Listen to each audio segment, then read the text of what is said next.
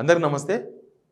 Party మారబోతున్న ఎమ్మెల్యేలంతా కూడా ఒక case గురించి ఎదురు చూస్తున్నారు. ఆ కేసు పైనే మిగతా వ్యవహారం అంతా తెలంగాణలో రాష్ట్ర రాజకీయాలంతా కూడా దాని మీద డిపెండ్ అయి ఉన్నాయి. ఏందంటే అది Danam Nagender case. Khairatabad MLA Danam Nagender case. Danam Nagender case ఏంటంటే ఆయన పార్టీ మారిండ్రు, 3 months అయిపోయింది. స్పీకర్కు ఫిర్యాదు చేసింది బీఆర్ఎస్, ఇప్పటిదాకా నిర్ణయం తీసుకోలేదు. కోర్టులో ఉంది. 3 monthsలో ఖచ్చితంగా స్పీకర్ ఏదో ఒక నిర్ణయం తీసుకోవాలని సుప్రీంకోర్టు సూచనలు ఉన్నాయి. మణిపూర్ రాష్ట్రంలో జరిగిన కేసు, మహారాష్ట్ర శివసేన విషయంలో తీర్పు ఉంది. దాన్ని ఖచ్చితంగా అమలు చేయాలనేది ప్రస్తుతం హైకోర్టులో కేసు ఉంది. హైకోర్టులో జరుగుతున్న వాదన నిన్న జరిగింది. ఆ వాదన మళ్ళీ అది వచ్చే నెల 3కు వాయిదా పడ్డది. వచ్చే నెల 3న దీని మీద విచారణ జరగబోతుంది.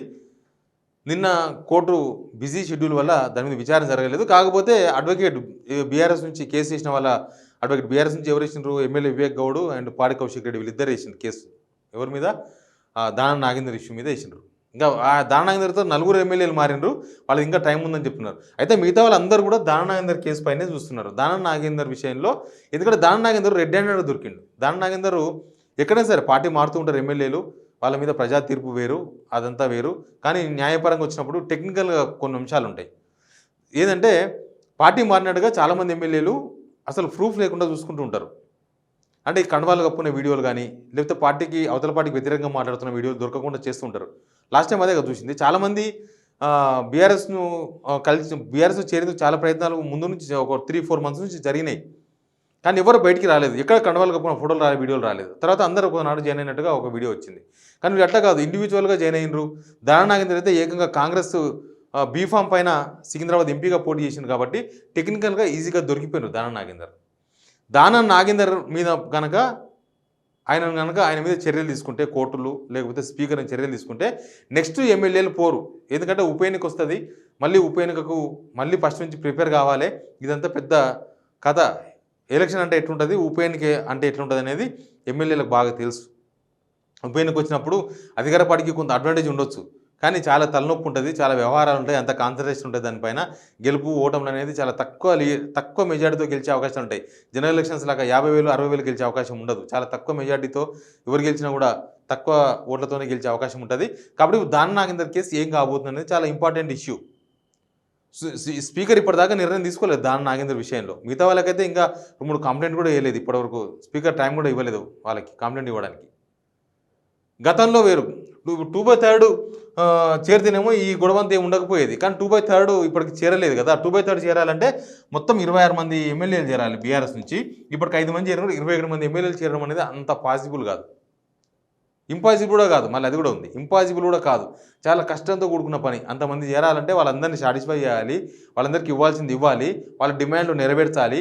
ఇంకా వాళ్ళు ఏమేమి అడుగుతారు? గుంతమ్మ కోరికలు, మంత్రి పదవులు అడుగుతారా, పైసలు అడుగుతారా, లేకపోతే ఇంకేమన్నా అడుగుతారా, వాళ్ళు ఏమన్నా పాత భూముల కేసులు అడుగుతారా?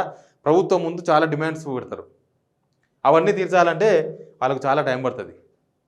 కాబట్టి దానం నాగేందర్ కేసే నెక్స్ట్ తెలంగాణ రాజకీయాలను డిసైడ్ చేసే కేసుగా చెప్పొచ్చు. రాజకీయాలు ఎట్లా ఉంటాయి, ప్రధాన ప్రతిపక్షం ఉంటుందా, ప్రధాన ప్రతిపక్ష హోదా లేకుండా బీఆర్ఎస్ నుంచి ఎమ్మెల్యేలంతా పోయి ఆ ప్రధాన ప్రతిపక్ష హోదా లేకుండా పోతుందా, బీఆర్ఎస్ ఎల్పీ మొత్తం పోయి కాంగ్రెస్లో చేరుతుందా, మొత్తం మర్జ్ అయిపోతుందా, ఇట్లాంటివన్నీ తేలాలంటే దానం నాగేందర్ కేసే ఒక బెస్ట్ ఎగ్జాంపుల్.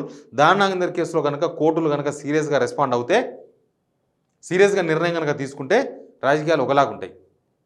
ఓలా దానం నాగేందర్ కేసులో ఎట్లాంటి నిర్ణయం తీసుకోకుండా ఇట్లే తాత్సారం నడుస్తూ ఏం లేదు ఇంకా స్పీకర్ ఇష్టం అన్నప్పుడు స్పీకర్ నిర్ణయం తీసుకోరు. ఎందుకంటే స్పీకర్ యాక్చువల్గా రాజకీయాలకు అతీతంగా ఉండాల్సిన పోస్ట్ అది. బట్ ఈ మధ్యకాలంలో అన్ని రాష్ట్రాల్లో స్పీకర్లంతా ఎట్లా ఉంటున్నారో మనం చూస్తున్నాం. కాబట్టి అంత ఈజీగా తీసుకోరు. వాళ్ళు ఏంటంటే వాళ్ళకు విచక్షణ అధికారాలు ఉంటాయి స్పీకర్కి. కాబట్టి దానికి అనుగుణంగా వాళ్ళు నిర్ణయం తీసుకుంటారు. ఆ విచక్షణ అధికారాల్లో ఏ కోర్టులు కూడా జోక్యం చేసుకోవు.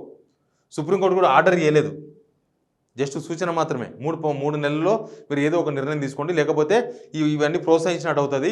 ఇట్లాంటి ఫిరాయింపులు, ఎమ్మెల్యేల ఫిరాయింపులన్నీ కూడా ప్రోత్సహించినట్టు అవుతుంది. ఒక రాజ్యాంగబద్ధమైన పోస్టులో ఉండి ఫిరాయించడం కరెక్ట్ కాదు.